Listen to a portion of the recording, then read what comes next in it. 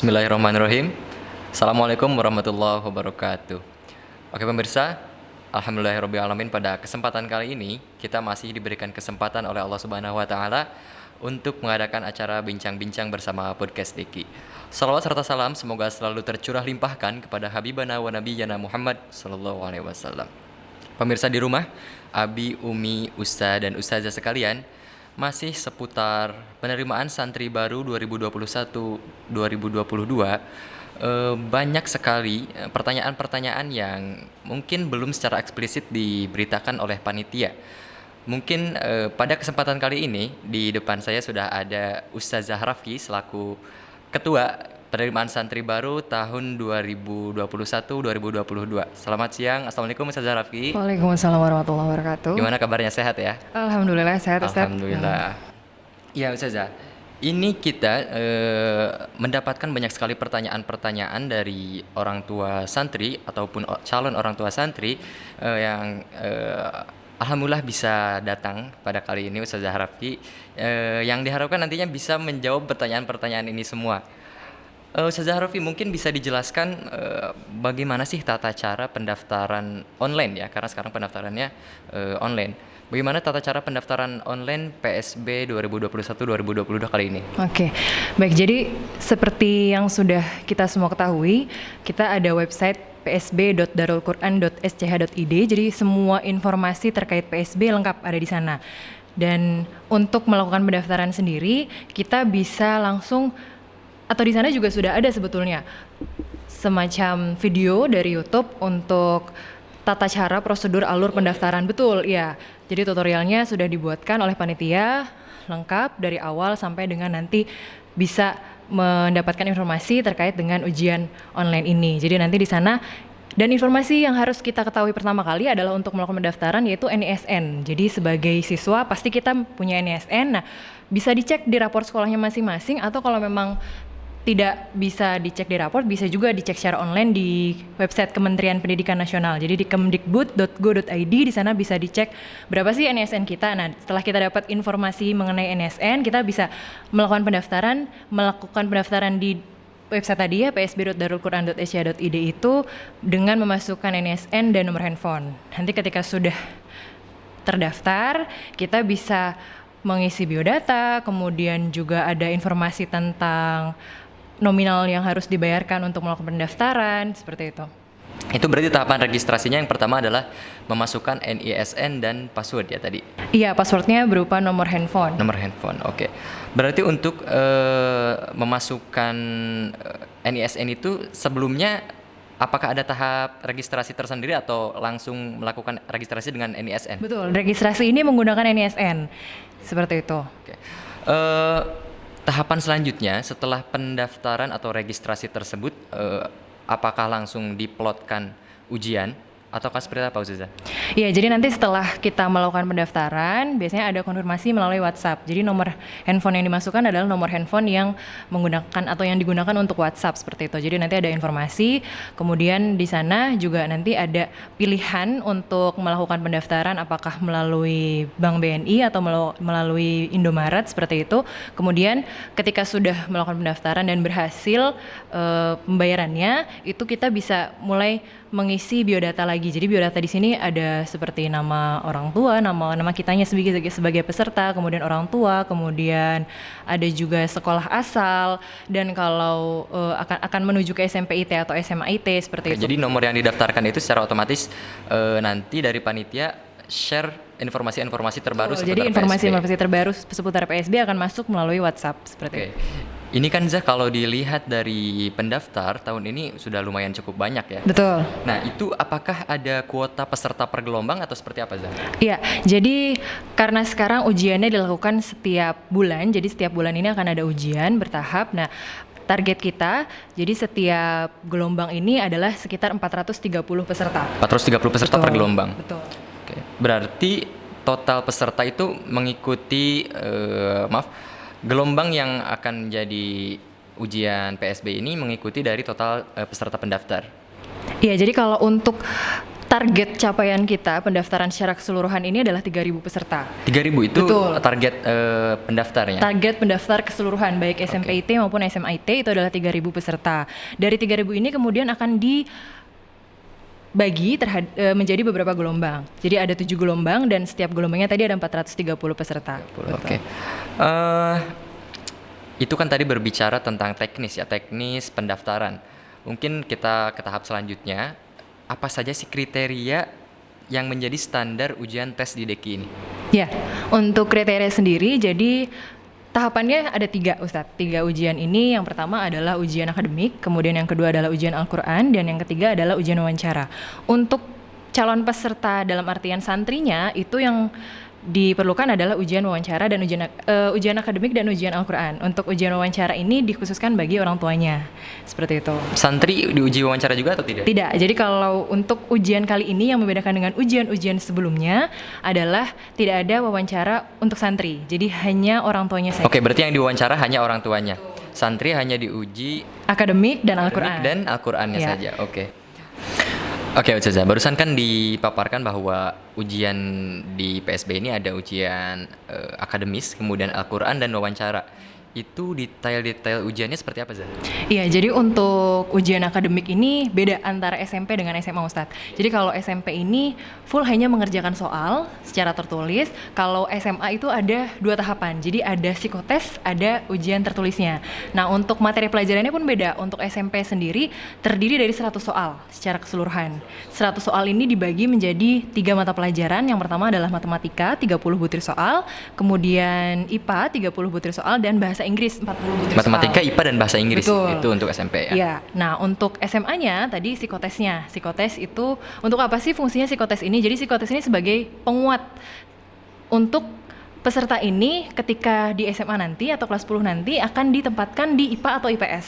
Karena kan pasti ada 3 tahapan ya, Ustadz, dari keinginan sendiri, inginnya di IPA atau IPS, kemudian dari kemampuan secara akademiknya, apakah mumpuni di IPA atau IPS, dan kemampuan psikologisnya, seperti itu.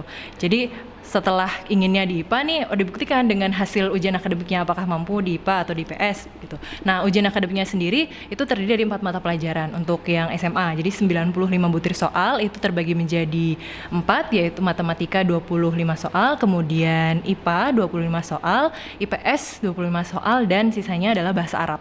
Bahasa Arab ya, Ya. bukan bahasa Inggris ya? Bukan, bahasa Oke, Arab. bahasa Kalau Arab. khusus yang SMA itu bahasa Arab Bahasa yang Arab. diuji. Karena memang tingkatan pembelajaran di SMA kita ini bahasa Arabnya sudah jauh lebih tinggi daripada ya sekolah-sekolah lain gitu. Jadi pembelajaran di SMP, karena memang pembelajaran di SMP-nya itu beda antara kurikulum dinas dengan kurikulum kita bahasa Arabnya, betul. Untuk ujian Al-Qurannya tersendiri seperti apa, Zah? Nah, untuk ujian Al-Quran juga sama, ada perbedaan antara SMP dengan SMA.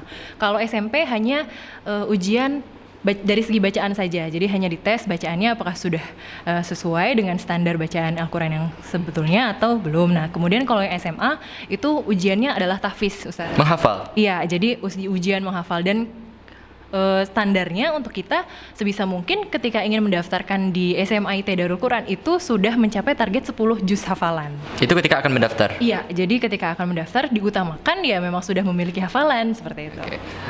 Teknis menghafalnya seperti apa ya? Ujian tahfiznya itu seperti apa? Oh ya, untuk ujian tahfiznya sendiri itu sistemnya MHQ, Ustadz. Jadi ditanyakan oleh penguji nantinya, kemudian dilanjutkan oleh pesertanya. Oh, seperti itu.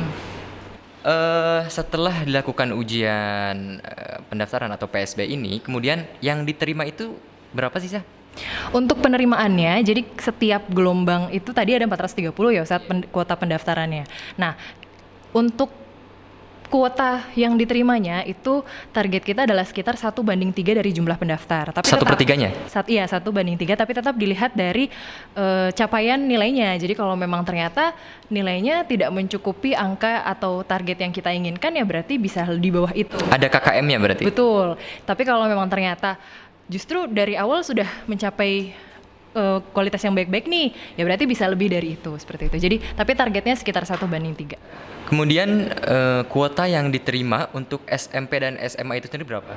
Nah, untuk SMP sendiri kan kita ada 2 ya Ustadz. Ada SMP IT Darul Quran khusus untuk putra, kemudian SMP IT Darul Quran Mulia untuk putri. Nah, masing-masing SMP ini menerima 10 kelas. 10 kelas dengan per kelasnya itu sebanyak 36 santri. Berarti 360 totalnya. 360 dikalikan 2 karena masing-masing 10 kan ya. Nah, untuk SMA-nya sendiri itu 5 kelas untuk putra dan 5 kelas untuk putri dengan masing-masing jumlah per kelasnya adalah 32 siswa. Oke, berarti itu jumlah kuota yang diterima ya per Akan kelas. diterima secara keseluruhan nanti sampai dengan tahap akhir seperti itu. Oke, kemudian setelah diterima, tahapan santri pertama kali ketika datang ke Darul Quran itu seperti apa, Zah?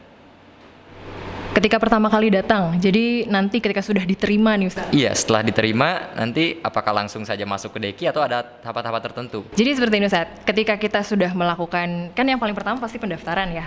Pendaftaran, kemudian setelah pendaftaran kita melakukan ujian, setelah ujian selesai kemudian ada pengumuman kelulusan, ternyata dinyatakan lulus, berarti kita harus melakukan daftar ulang. Jadi melakukan pendaftar ulang, kemudian nanti ada medical check up.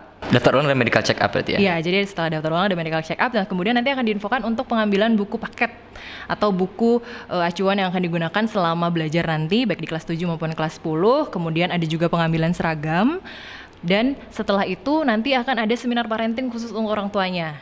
Itu dilaksanakan setiap diadakan PSB? Iya, betul. Jadi setiap santri akan masuk ke Darul Quran atau bergabung ke Darul Quran Mulia ini tahapannya seperti itu. Pertama kali masuk ada seminar parenting berarti ya? Betul, jadi akan ada seminar parenting khusus orang tuanya. Terus kemudian nanti santri bisa langsung datang ke pesantren terpadu Darul Quran Mulia ini dan bergabung sebagai santri baik kelas 7 maupun kelas 10 dan mengikuti kegiatan MPLS atau masa pengenalan lingkungan sekolah. Oke, itu kan tadi kita berbicara tentang pendaftaran santri baru ya? Betul. Mungkin dari orang tua atau ustaz-ustazah ada yang bertanya, bisa nggak sih Darul Quran ini menerima santri pindahan? Ya, bisa Ustadz. Jadi selama ini yang sudah berlangsung itu ada beberapa santri pindahan yang bergabung ke baik SMP maupun SMA IT Darul Quran. Jadi tetap ada seleksinya sendiri. Jadi ketika tidak diterima di seleksi awal penerimaan santri baru terus kemudian melakukan pindahan tidak ada seleksinya, tidak juga seperti itu. Jadi tetap mengikuti standar yang ada di sini. Jadi sesuai dengan standar santri di sini betul sekalipun dia pindahan. Sekarang kan belajar ini masih melakukan sistem PJJ ya atau pembelajaran jarak jauh. Ada info nggak sih? Kapan sih dimulainya pembelajaran secara offline atau tatap muka? Nah ini juga menjadi pertanyaan semua ya Ustadz, baik santrinya, orang tuanya, dan guru-gurunya juga. Jadi karena memang ya beda sekali gitu antara pembelajaran secara langsung tatap muka kita dengan santri, guru dengan santri, dengan pembelajaran via jarak jauh seperti ini gitu. Dan ini menjadi pertanyaan semua pihak. Yang pasti kita inginnya segera ya Ustadz. Tapi tetap kesegeraan itu ya harus disertai dengan protokol-protokol kesehatan yang memadai gitu kan. Jadi ini masih dalam proses pengkajian. Info terakhir yang saya dapatkan setelah ada jejak pendapat kemarin dari orang tua, kita melakukan survei. Nah di situ nanti akan dikaji lagi apakah dalam waktu dekat, wacananya kan September nih, tapi belum tentu juga gitu karena kita nggak pernah tahu kan ya akan ada bagaimana seperti itu. Kalau misalkan nanti pun ada wacana balik di bulan September, bisa jadi hanya sebagian, tidak seluruh santri. Bisa jadi sebagian itu mungkin hanya yang domisili di sekitar Darul Quran saja. Kita jadi sampai saat ini belum ada keputusan final apakah akan segera atau masih menunggu nanti di bulan Januari misalkan seperti itu. Oke, apapun itu keputusannya semoga itu yang terbaik ya. Oke. Tadi kan kita berbicara tentang kuota SMP IT Darul Quran, SMP IT Darul Quran Mulia dan SMA IT. Darul Quran ini kan sekarang sudah ada Darul Quran 2 ya yang sudah mulai aktif digunakan gitu. Mungkin bisa diinformasikan pembagian Deki 1, Deki 2 itu seperti apa, Zah? Ya, jadi tadi seperti yang saya katakan, untuk SMP IT Darul Quran itu adalah SMP khusus Santri Putra. Jadi Santri Putra ini nantinya juga gedungnya sudah mulai akan diberlakukan gitu ya di sana. Kemudian SMP IT Darul Quran Mulia sendiri itu baru berdiri di tahun kemarin. Jadi sudah kalau secara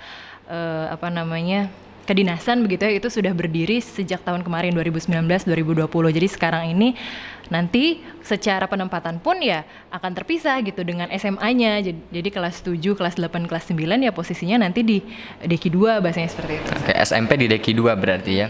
Untuk SMA berarti di Deki 1. Iya, betul. Oke. Ustazah, ini ada yang penasaran mungkin ya dari orang tua atau calon orang tua. Biaya masuk Darul Quran Mulia itu mahal atau murah sih? Atau mungkin bisa disebutkan berapa gitu?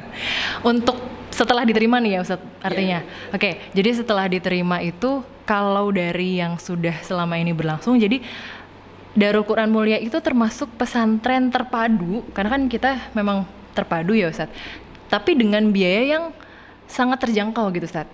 Jadi tidak kemudian hanya kalangan-kalangan atas yang bisa sekolah di sini, tapi juga cukup memadai bagi siapa saja yang ingin belajar di SMPIT Darul Quran atau di pesantren terpadu Darul Quran Mulia ini. Jadi kisarannya ya kalau dibandingkan dengan sekolah-sekolah lain termasuk justru yang paling murah gitu Ustadz.